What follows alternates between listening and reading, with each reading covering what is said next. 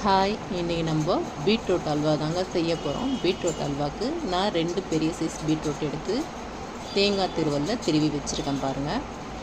இப்போ ஒரு கடாயில் நம்ம 4 ஸ்பூன் நெய் ஊற்றிப்போம்.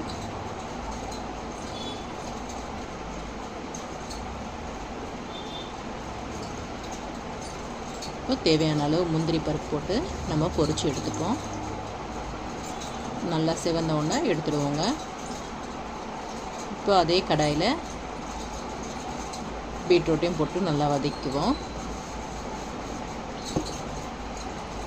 நெய்லேயே நல்லா வதக்கினீங்கன்னா ரொம்ப டேஸ்ட்டாக இருக்கும் பீட்ரூட் அல்வாக்கு.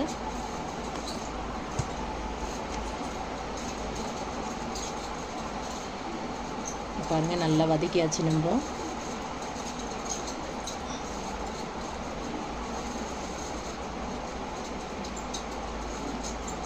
இப்போ நான் 1 டம்ளர் பசும்பால் எடுத்து வச்சுருக்கிறேன். இது காய்ச்சாத பாலுங்க.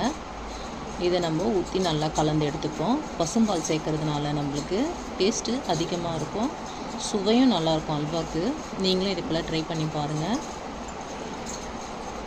இப்போ 3 ஏலக்காய் தட்டி அதிலே போட்டுக்கோங்க.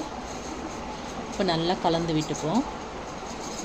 பால் நல்லா பால்லே வேகட்டுங்க பீட்ரூட்டு. இப்போ நான் 2 பெரிய சைஸ் பீட்ரூட்டுக்கு ஒரு 50 கிராம் சர்க்கரை எடுத்துக்கிறேன். நான் 50 கிராம் சர்க்கரை போட்டு நம்ம கலந்து விட்டுப்போம்.